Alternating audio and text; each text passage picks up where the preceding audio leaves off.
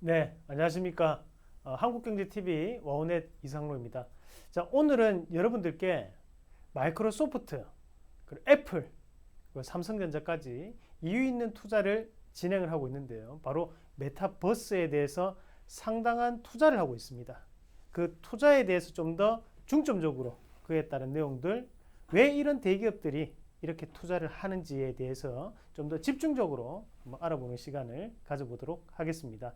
자, 우선 3월달 시장 전략부터 말씀을 드려야 될 것 같습니다. 시장에 대한 변동성이 상당히 크게 나타나는 것이 최근의 시장의 움직임인데, 우리 시청자분들도 그렇고 상당히 뭐랄까 이제 마음고생도 하고 계신 분들도 계실 것 같고요. 또는 나 지금 사야 되는지 아니면 좀 더 기다렸다가 사야 되는지 또 고민을 하고 계시는 신규를 진입하려고 하시는 투자분들도 많으신 걸로 알고 있습니다. 자, 현재 시장에 대한 주식 개인 애탁금이 64조 원 가까이가 되는 상황입니다. 그만큼 아직도 상당한 대기 물량이 많게 나타나고 있고, 거기에 대해서 시장이 방향성만 어느 정도 결정이 된다면 우리 쪽 기다리고 있던 또 주린 투자분들이 또 엄청나게 또 참여할 가능성이 높겠고요. 다만 시장이 현재는 그만큼에 대한 불확실성을 가지고 있기 때문에 우리가 좀 더 시장에 대한 부분을 제대로 알고 넘어가셔야겠죠. 자, 일단은 기본적으로 3월달 시장 전략부터 먼저 말씀을 드리면, 대외 변수를 먼저 한번 우리가 체크를 해보도록 하겠습니다. 자, 지금 현재 이런 악재 같은 경우에는 국내 증시에 뭔가에 대한 악재가 있다기보단 글로벌 증시에서 오는 악재가 훨씬 더 크게 나타나고 있는 부분이거든요. 지금 미국에 대한 불확실성이 상당히 큰 시장이라고 볼 수 있는데요. 자, 우선 지수에 대한 부분에서 저항 움직임이 지금 뚜렷하게 나타나고 있는 상황입니다. 국내 코스피 같은 경우에는 우리가 3150에서 3180포인트가 상당한 저항 구간이 현재 형성되어 있고, 마찬가지로 코스닥 같은 경우에는 1000포인트에 대한 저항이 또 형성되어 있는 것을 여러분들도 확인을 하실 수 있다는 거죠. 뿐만이 아니라 다우증시라든지 나스닥 같은 경우에도 고가 권역에 대한 상당한 저항 구간이 현재는 존재를 하고 있는 상황인데, 그 이후로 지금 다시 한 번 더 지금 현재 차익 매물 이후 주가는 하락을 하고 있는 그런 양상인 것을 확인이 가능하실 겁니다. 자, 그만큼 지수에 대한 저항의 움직임이 나타나는 것은 바로 미국 상승에 대한 모멘텀이 부재한 상황이기 때문입니다. 자, 왜 미국이라는 곳에서 상승에 대한 모멘텀이 이렇게 나타나지 못하는 걸까라는 부분인데요. 자, 우선은 지금 현재 시장은 상당히 확대가 되어 있는 유동성을 가지고 있어요. 한마디로 시중에 돈이 엄청나게 많이 풀려 있다는 거죠. 이 풀린 돈을 바탕으로 해서 우리가 농산물 가격도 지금 크게 상승을 하고 있고, 그리고 마찬가지로 현재 비금속, 우리가 구리라든지 니켈, 리튬 이런 것들도 모두 다 현재 상승을 하고 있습니다. 원자재 가격 자체가 다 오른다는 거죠. 왜? 그만큼 달러가 지금 시중에 상당 부분 풀려 있기 때문에 현물도 함께 올라오고 있는 그런 상황이라고 좀 보시면 되겠고, 자, 이런 확대가 되어 있는 유동성이 있기 때문에 아무리 주가적인 부분에서 상승 모멘텀이 부재하다고 하더라도 하방에 대한 경직성은 상당히 보일 가능성이 높다. 그냥 예전처럼 우리가 작년에 코로나 생각해보면 어때요? 정말 무섭도록 빠졌습니다. 정말 공포에 질리게끔 시장이 하락을 하는 그런 모습들이 나타났지만, 지금 현재는 그런 하락은 나타나지 않는다라는 거죠. 그만큼에 대한 유동성을 바탕으로 해서 하방은 상당 부분 경질될 가능성이 높다라는 부분으로 우리가 해석을 해줘야 되고요. 자, 바로 환율과 바로 또 금리에 대한 속도 문제를 좀 들 수가 있는데요. 우리가 이 외국인의 입장에서 가장 싫어하는 것이, 그리고 가장 중요하게 생각하는 것이 바로 환율과 금리입니다. 왜냐하면 돈이 한두 푼이 아니거든요. 많은 돈을 가지고 투자를 하다 보니까 당연히 거기에 맞게끔 환율에 대한 변동성과 그리고 금리에 대한 변동성을 상당 부분 중요하게 생각을 한다는 거죠. 자, 그런데 이 환율이라든지 또는 금리에 대한 부분에서 어떤 것을 그러면 외국인들이 싫어하느냐. 일단은 첫 번째는 이제 속도에 대한 부분입니다. 속도가 빠르게 움직인다. 거기에 대해서 거부감을 가지게 되죠. 왜냐하면 그만큼 빠르게 움직이다 보니까 방향성을 예측하기가 힘들어집니다. 현재 단기간의 환율 자체가 워낙 약세 기조로 넘어가고 있어요. 오늘 보니까 1130원대도 장중 돌파가 나왔단 말이에요. 근데 우리 이틀 전까지만 하더라도 1115원, 1110원대였습니다. 근데 단기간에 지금 10원에서 20원치에 대한 차이가 난다는 것은 그만큼에 대한 상당한 변동성을 가지고 있다. 그리고 그 속도가 완만한 상승이 아니라 엄청나게 빠른 상승을 나타내고 있기 때문에 외국인들 입장에서도 앞으로 어떻게 바뀔지에 대한 여부를 상당히 지금은 조심스러워하고 있다고 봐야 돼요. 그 또 한 가지는 바로 금리에 대한 부분을 우리가 또 봐야 되는데, 자, 금리 같은 경우에도 쉽게 방향성 자체가 나타나지 못합니다. 그만큼 최근에 단기간에 장기 국채 금리가 어떻게 움직입니까? 갑작스럽게 급등하는 모습을 보셨을 거예요. 우리가 장기 국채 금리라고 하면 흔히들 10년물에서 30년물까지를 장기 국채 금리라고 합니다. 우리가 단기 국채 금리, 중기 국채 금리, 장기 국채 금리가 있는데요. 특히 우리가 기준을 한 10년물에 많이 잡는데 현재 이 10년물이 계속적으로 1.5% 이상 상회하는 모습들이 나타나고 있고 20년물과 30년물은 2%를 넘는 모습들이 나타나고 있다는 거죠. 그만큼 금리에 대한 변화와 환율에 대한 변화가 나타나고 있기 때문에 외국인들이 매도를 확대할 가능성이 현재는 높다라는 부분으로 해석을 해줘야 됩니다. 자, 마찬가지로 시장은 가격에 대한 부담감을 현재 상당히 가지고 있다. 자, 이게 상당히 안타까운 얘기인데요. 사실 이제 주식이라는 것이 계속적으로 상승을 하게 되면 좋은데 항상 이 주식이라는 것이 상승을 하고 나면 누군가는 또 차익 실현을 하고 싶어하는 욕구가 있습니다. 그런 차익 실현 나오면 또다시 주가는 빠지고 또다시 매기세가 들어오면서 주가는 올라갔다가 또 빠지고 이런 상승과 하락을 반복하면서 올라가는 것이 주식시장인데요. 단기간에 지금 현재는 우리가 코로나 사태 이후로 지금까지 시장 자체가 쉬지 않고 올라왔죠. 그러면서 바닥을 다졌던 포인트가 1430포인트부터 시작을 해서 현재 3100포인트까지 다이렉트로 올라왔다는 거예요.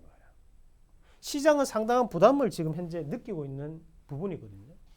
그렇다 보니까 개인 투자자분들도 거기에 대해서 투자 심리가 위축될 수밖에 없는 상황이라는 거죠.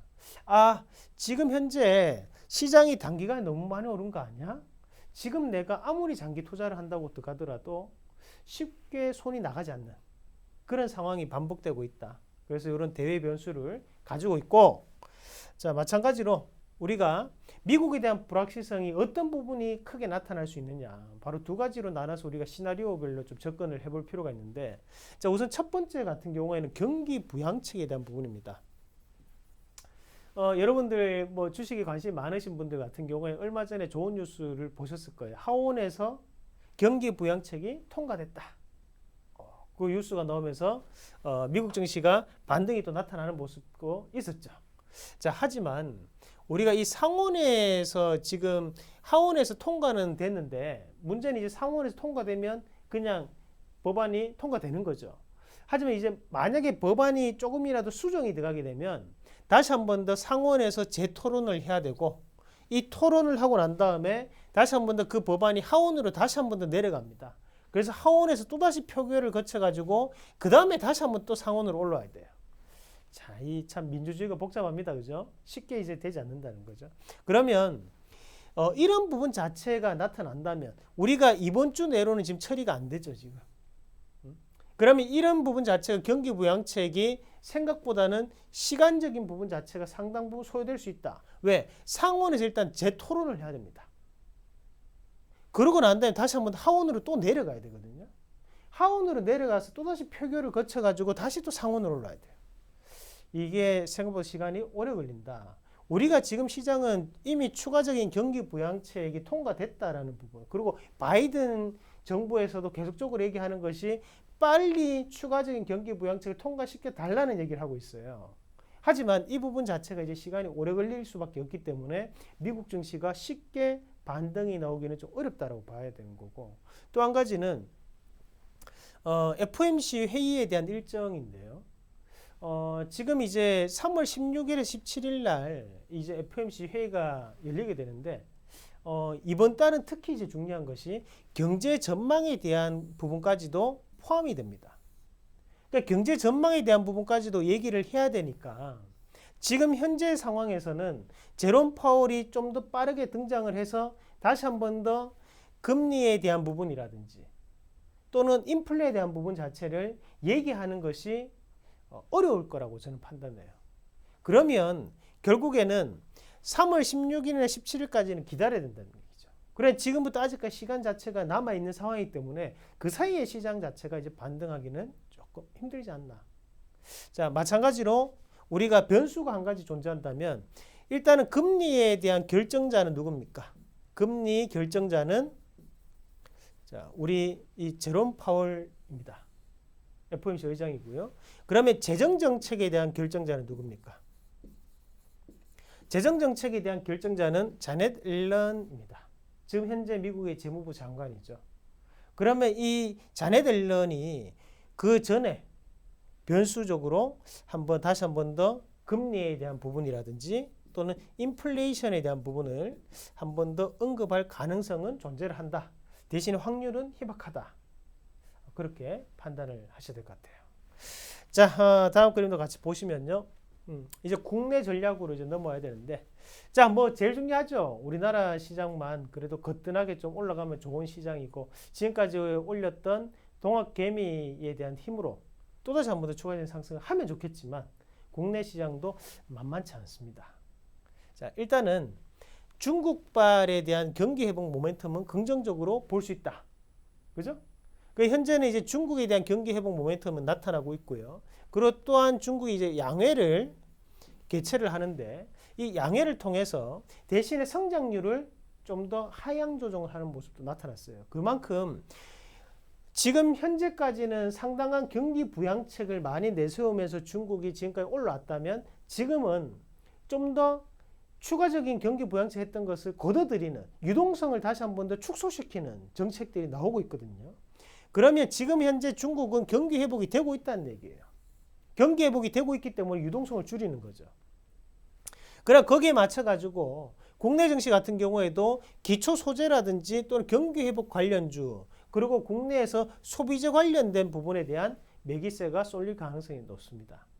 여기서 얘기하는 우리가 기초 소재라든지 경기 회복 같은 경우에는 이제 조선이라든지 또 철강 최근에 움직임이 좋죠. 그리고 금속, 자 기계, 또 뭐 있어요? 화학, 정유 같은 기업들이 기초 소재 및 경기 회복 관련주로 엮일 수 있습니다.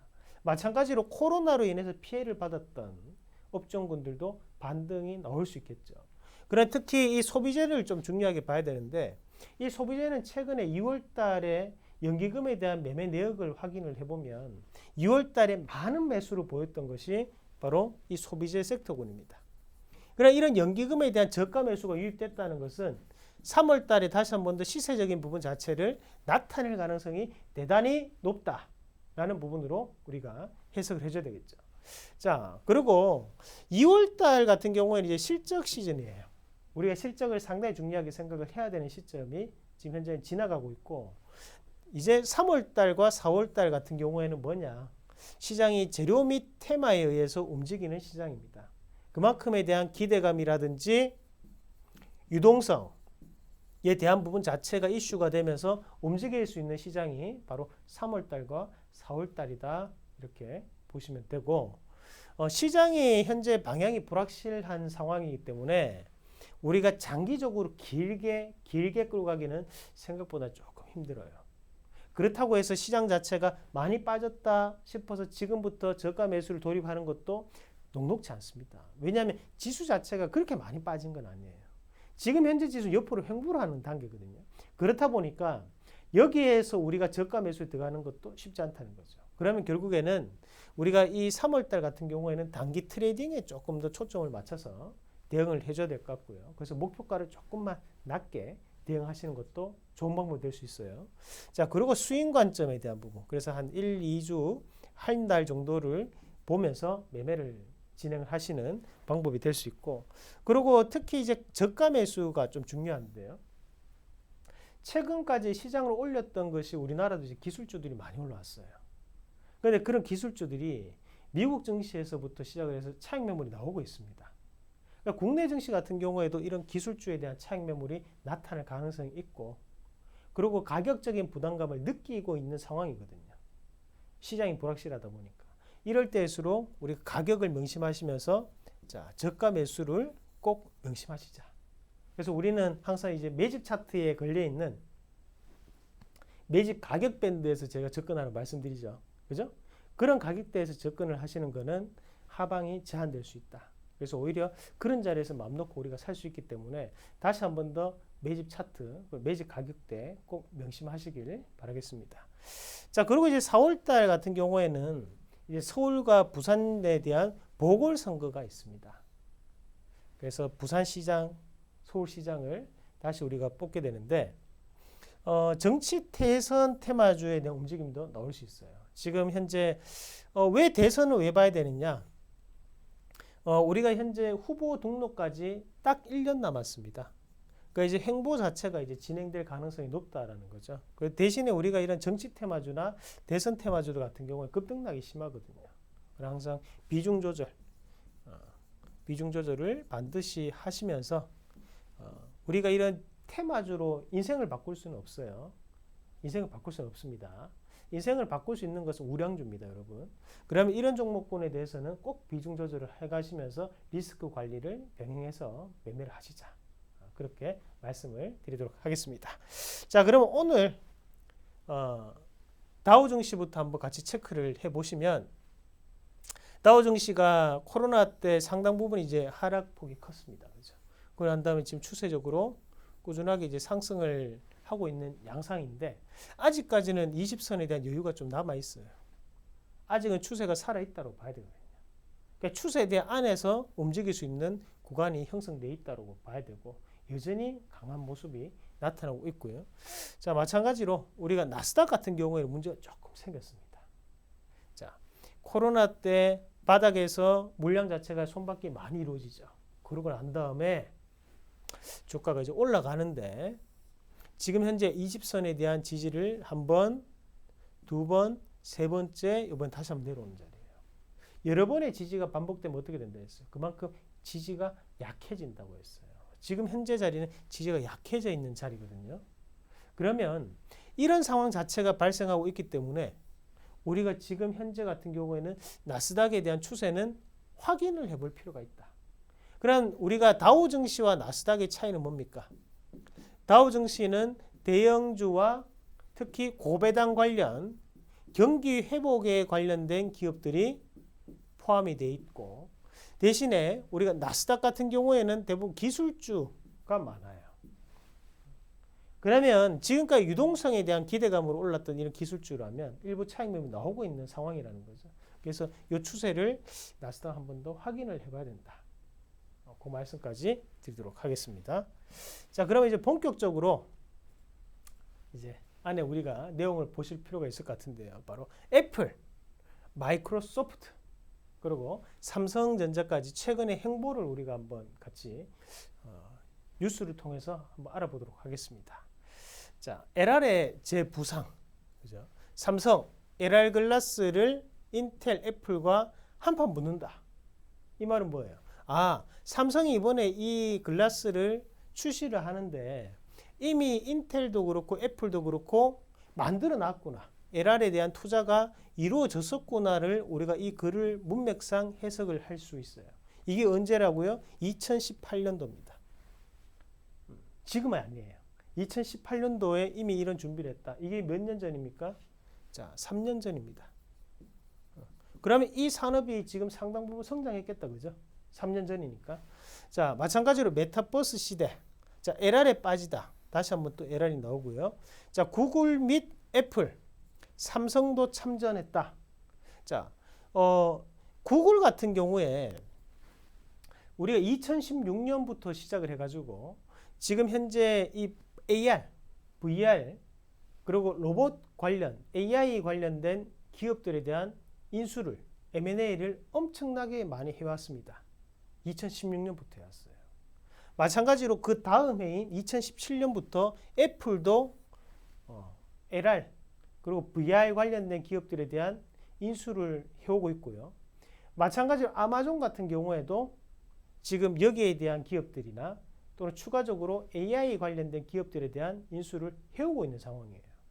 자, 이런 기업들이 왜 우리가 글로벌적으로 유능한 기업들이 왜 LR과 VR, 메타버스 관련된 부분에 대해서 상당한 투자를 할까?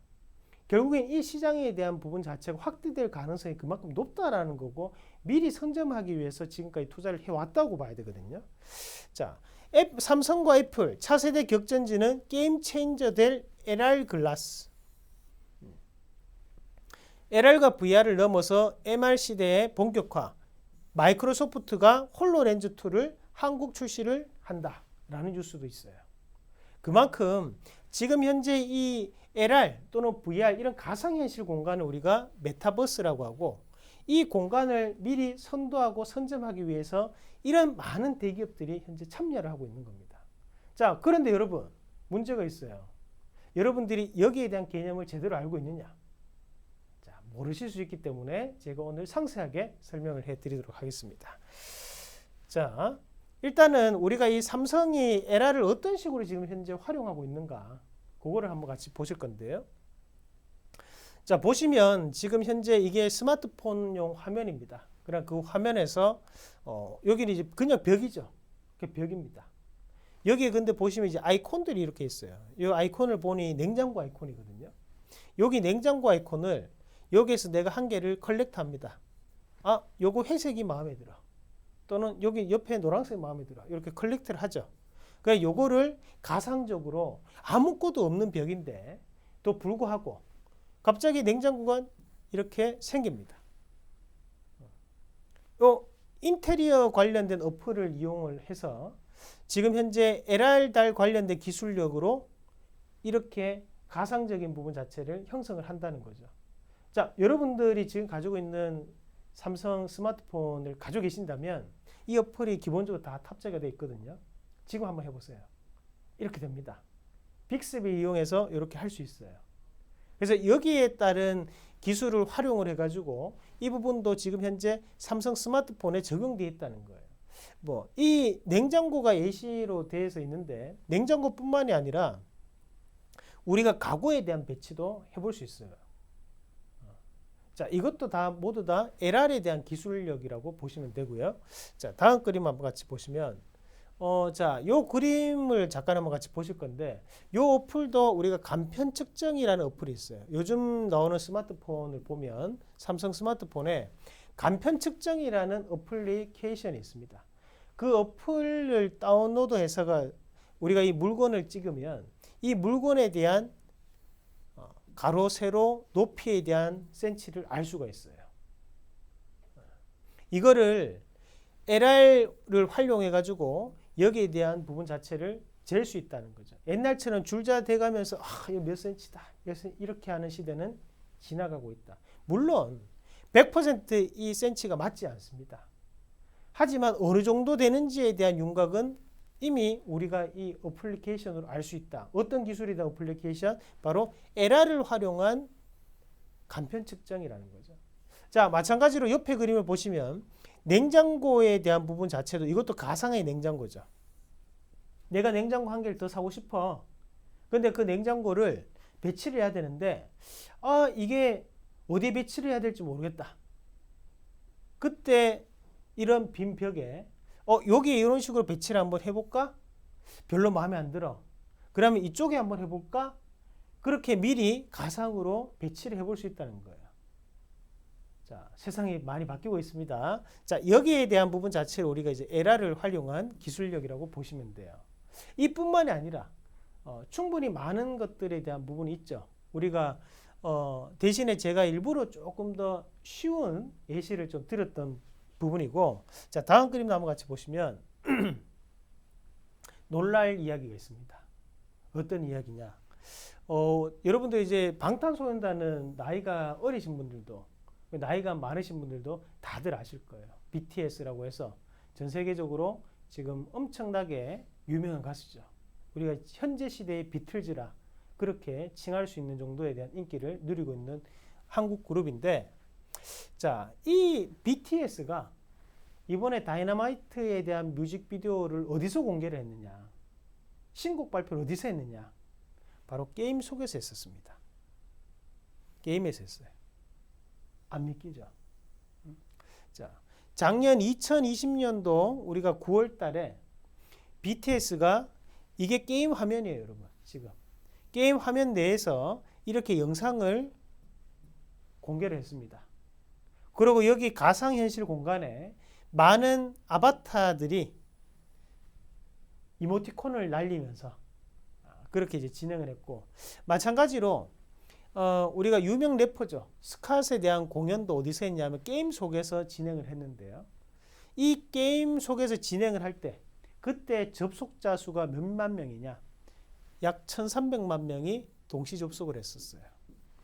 어마어마한 숫자입니다. 우리나라 인구 5천만이거든요. 근데 그중에 1300만이 접속했다 생각해 보세요. 물론 전 세계 인구지만 그만큼 많은 사람들이 여기에 대한 부분 자체, 이런 가상현실 세계를 지금 현재 즐기고 있다는 거죠. 자, 우리가 예전에 가상현실이라고 하면 뭐 게임으로 많이 얘기를 할 수 있는데, 우리가 일반적으로 뭐 게임을 하다 보면 사냥을 하거나 또는 뭐 무기를 사거나 또는 뭐 아이템을 사거나 이런 부분이었다면, 최근에는 이런 식으로 게임 속에서도 콘서트를 볼 수 있고, 또는 내가 게임 속에서 쇼핑도 할 수 있고, 또는 내가 거기에서 데이트도 할 수 있고, 여러 가지의 실제 생활에서 하는 것들을 게임 속에서 그대로 할 수 있다는 부분이라는 거죠. 이것을 바로 우리가 이제 메타버스라고 하는데요. 자, 다음 그림 같이 보겠습니다. 자, 앞서 봤던 그 그림 내의 부분인데, 바로 BTS 같은 경우는 2020년도 9월 25일 날 신곡 다이너마이트를 빌보드 차트 1위 했던 곡이죠. 공개를 했는데 어디서? 게임, 에픽 게임즈의 포트나이트라는 게임에서 공개를 했다. 자, 유명 래퍼 스캇은 2020년도 4월 달에 포트나이트 게임의 콘서트를 여는데 동시 접촉자 수만 1230만 명이었다. 엄청난 사람들이 접속을 해서 이 행위를 봤다는 겁니다. 자, 이렇게 우리가 이제 메타버스에 대한 부분 자체를 이제는 인정을 할 필요가 있습니다. 자, 쉽게 이 메타버스라는 것은 가상현실을 뜻하는 거예요. 가상에 대한 현실. 자, 그리스어에 대한 메타라는 뜻이 있는 부분. 그럼 우리가 이제 초월이나 그 너머, 그 이상, 그걸 이제 비욘드라고 하죠. 자, 그러면 이 비욘드에 대한 부분 자체를 그리스어로 표현하면 이제 메타라는 뜻이 되는데, 마찬가지로 이 메타의 세상 또는 우리가 우주 공간, 이런 부분 자체 유니버스라고 하죠. 그런 뒤에 있는 이 벌스, 그런 메타를 합쳐서 메타버스라고 하거든요. 그러니까 여기에 대한 합성을 하고 좀 생각하시면 됩니다. 그러면 우리가 현재 세상 넘어, 현재 세상 이상에 대한 공간, 한마디로 가상현실 공간을 뜻할 수 있다. 그럼 이런 가상현실을 구현하기 위한 기술적인 부분을 뭐라고 하느냐? 그것을 우리가 증강현실은 LR이라고 하고 가상현실은 VR이라고 하죠. 자, 우리가 2018년도, 19년도에 생각을 한번 해봅시다. 이때 이런 LR 관련주가 상당한 이슈가 됐었어요. 왜 이슈가 됐느냐? 자, 그때도 포켓몬고라는 게임이 엄청난 인기를 끌었습니다.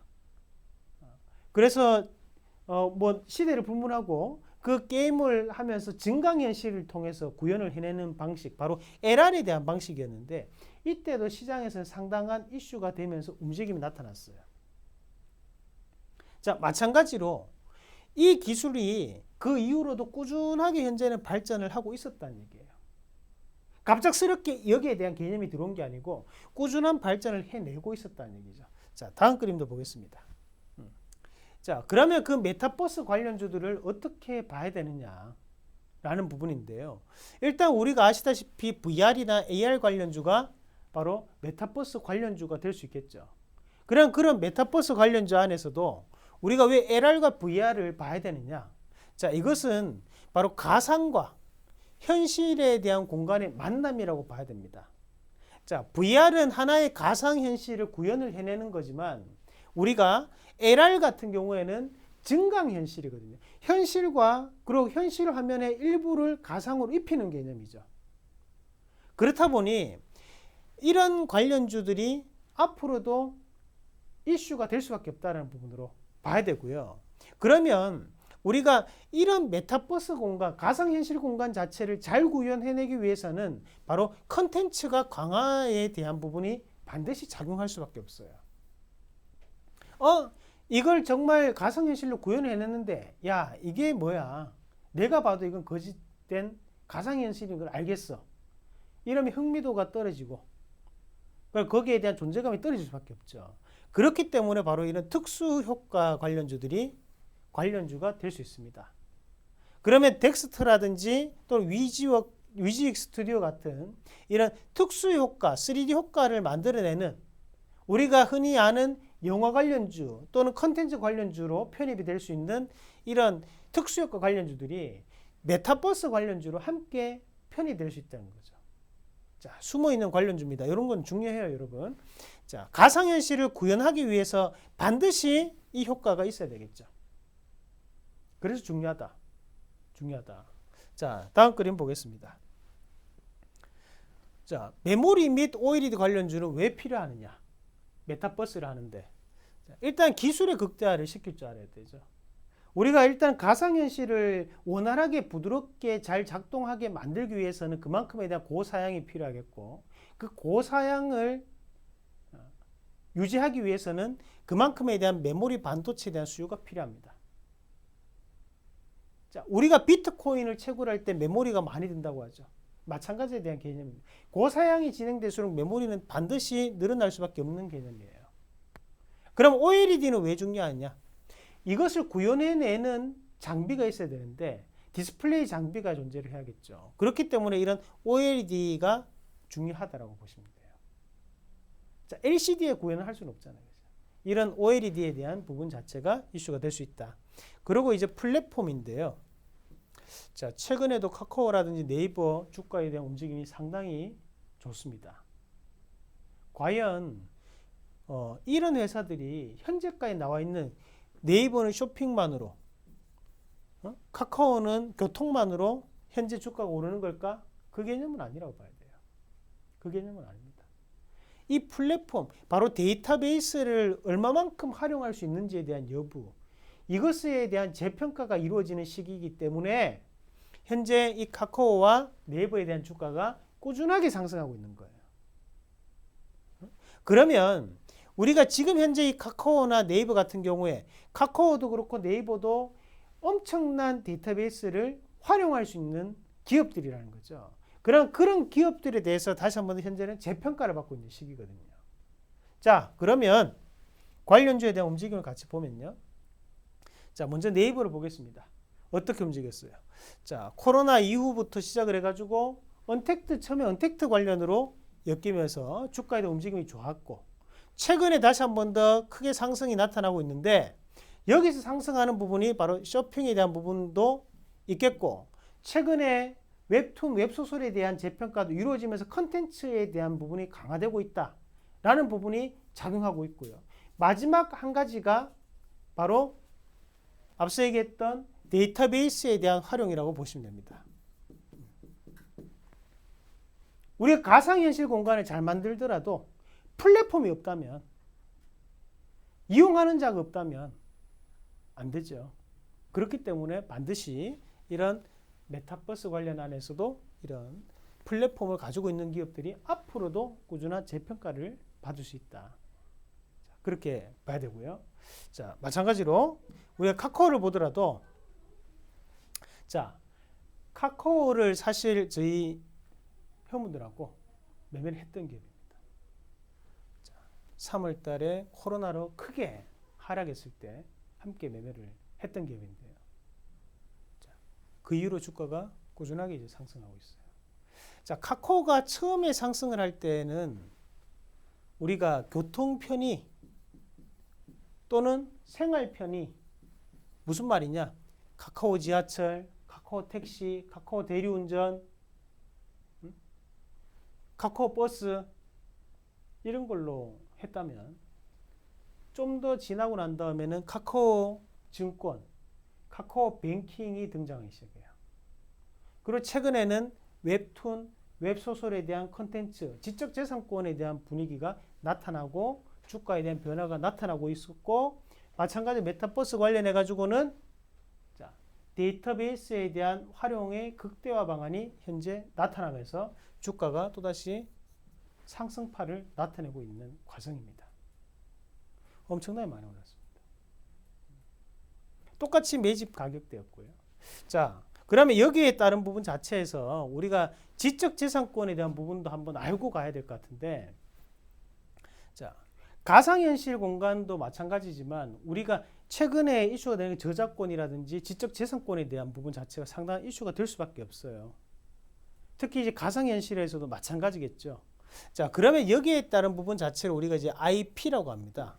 그럼 이런 IP, 지적재산권에 대한 재평가가 현재 나타나고 있는 시장의 분위기인데, 우리가 네이버하고 카카오 그리고 NC소프트를 잘 보면 NC소프트가 과연 게임만으로 지금까지 주가가 저만큼 올랐느냐? 그건 아니라고 봐야 되거든요. 그 내면에는 바로 이런 지적재산권을 가지고 있는 자회사에 대한 것들이 이슈가 되면서 주가는 지금까지 강하게 올랐다는 거예요. 마찬가지로 카카오라든지 네이버 같은 경우에도 지금 현재 이런 웹툰과 웹소설을 기반으로 한 IP, 지적재산권을 기반으로 해서 그것을 웹툰으로 만들고 그것을 영상으로 제작하고 넘어가면서 이 기업들이 재평가를 받는 겁니다. 자, 최근에 이런 IP를 활용한 애가 얼마나 많아요. 승리호 웹툰으로 나왔죠. 넷플릭스 1등을 했었죠. 스위트홈이라는 드라마도 엄청난 인기를 끌었는데 마찬가지로 그것도 웹툰 기반입니다.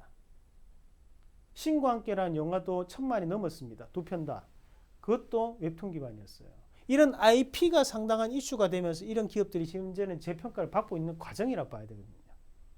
그럼 거기에 메타버스라는 또 하나의 컨텐츠에 대한 강화에 대한 부분, 가상현실이 들어오면서 주가에 대한 재평가에 가속도가 붙었다. 그렇게 보는 게 맞고요. 자, 다음 그림 보겠습니다. 앞서 봤던 이 메모리나 OLED 관련주 같은 경우에, 자, 선익시스템이라는 업체, OLED 증착 업체거든요. OLED 증착 장비를 만드는 업체예요. 자, 그리고 하나마이크로는 뭡니까? 우리가 D램 후공정 업체죠. 아이고, 이 글씨가 막 날아가는데, 자, 여러분 이해를 해서 보십시오. D램 후공정 업체입니다. 패키징 관련 기업이에요. 2002년도, 2003년도부터 SK하이닉스하고 삼성전자하고 거래를 하고 있는 기업이에요. 그 정도 탄탄한 기반에 대한 기업이라는 거죠. 자, 선익시스템은 국산화에 대한 기업이에요. OLED 관련해가지고. 이런 기업들이 최근에 주가가 어떻게 움직여요? 자, 마찬가지 선익시스템이 지금 2만 원까지 넘어 올라왔어요. 왜 올랐는지도 몰라. 이걸 모르는 분들은. 그게 아니라는 거죠. 자, 마찬가지 선익시스템 같은 경우에도 저희가 함께 공략을 했더니 얼마입니까? 가격이 7,200원이에요. 7,200원이란 말이에요. 매집 가격대 이후에 주가가 강하게 형성되면서 상한가 가고 상한가 가고 상한가 갔습니다. 주가가 이만큼 올라요. 지금 못 사잖아요. 앞으로에 대한 성장성은 있지만 지금은 분할적인 부분으로 단기적인 부분 대응해야 되지만 여기서는 마음껏 살 수 있는 자리란 말이에요. 충분히 대응할 수 있는 자리라는 거죠. 자, 다음 그림도 같이 보겠습니다. 자, 우리가 앞서 봤던 특수효과 관련해 가지고 중요하다 했죠. 아, 숨겨져 있는 메타버스 수혜주다. 이미 대표님 엔게임 한번 해보고 싶어요. 아, 근데 주가 너무 많이 오른 것 같아요. NC소프트 한번 해보고 싶어요. 아, 주가 너무 많이 오른 것 같아요. 한비소프트 한번 해보고 싶어요. 아, 주가 너무 많이 오른 것 같아요. 자, 다 주가 많이 올랐어요. 근데 유일하게 아직까지 시장에서 숨어있는 종목군들이 바로 이 특수효과 관련주인데, 자, 우리가 이 덱스터라는 기업을 같이 한번 보도록 하겠습니다. 자, 덱스터도 마찬가지로 자, 요 자리에서 우리가 이제 공략이 들어가는 건데 자, 가격 6,400, 6,500원이에요. 그럼 그 이후로 지금 8,000원까지 시장 다이렉트 올랐어요. 시장이 엄청 안 좋았어요. 그런데도 강하게 올랐단 말이에요. 왜 올랐습니까? 바로 이 메타버스가 지난주 이번 주 이슈가 되면서 이 기업이 재평가를 받고 있는 거예요.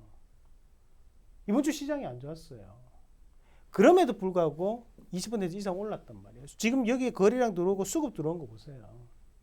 바뀌고 있는 상황이라는 거죠. 아직까지도 늦지 않았다. 왜? 10,000원대였어요.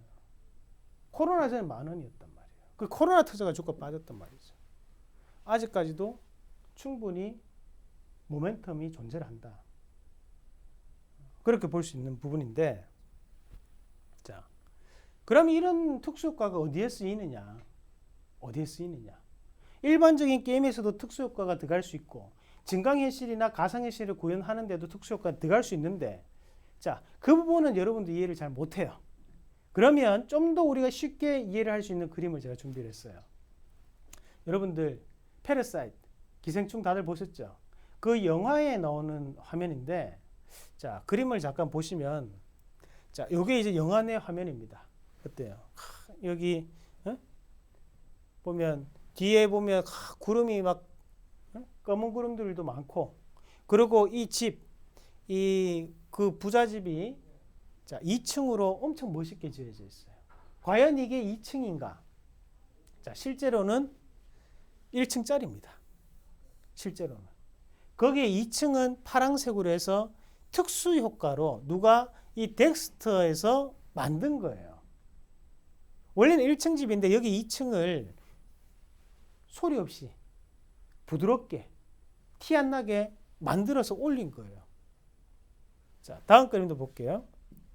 우리가 조효정 씨하고 얘기를 하는 골목에서 얘기하는 화면이 이제 영화상에서는 이런 식으로 나가는 건데, 자, 이게 실제 화면은 어떻게 움직였냐?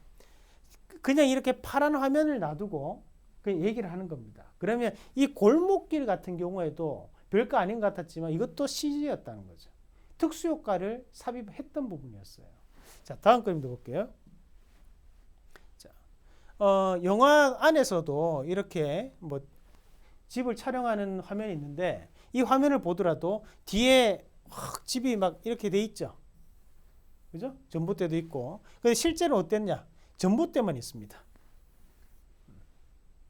그리고 파란색으로 입혔던 것, 밑에 현수막 이런 것들이 CG 작업이 되면서 이런 집으로 이렇게 탄생하는 거예요. 우리가 특수효과가 별로 안 쓸 것 같은데?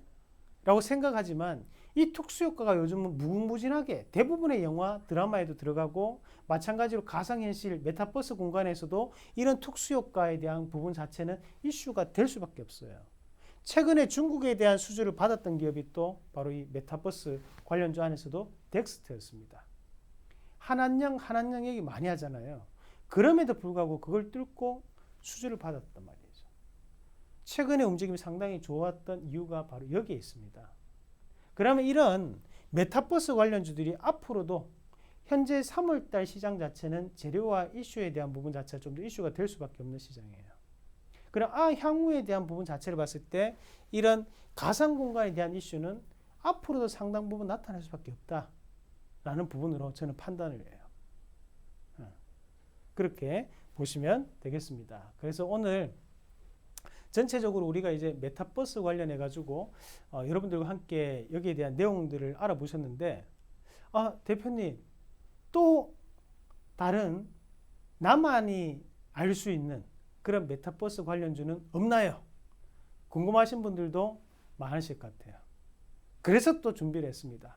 그런 기업들을 제가 이 방송이 끝나고 난 다음에 또 공개 방송과 온라인 주식 강의를 통해서 여러분들께 좀 더 자세하게 기업 설명을 드리도록 하겠고요. 제가 아껴놨던 기업들도 여러분들께 말씀을 드릴 테니까 온라인 홈페이지, 원의 홈페이지를 접속하셔서 이상로를 검색하셔서 함께 이야기를 나눠보시길 바라겠습니다. 자, 저희가 이벤트를 진행하고 있습니다. 현재 저의 스마트 밴드 운영을 하고 있는데요. 오전 8시에서 10시까지 그리고 오후에는 2시 반에서 3시 30분까지 여러분과 함께 커뮤니케이션 나누면서 종목에 대한 분석까지 하고 거기에서 시장을 이끌 수 있는 주도주를 종목을 말씀을 드리고 있습니다. 직장인분들도 쉽게 대응이 가능하시고요.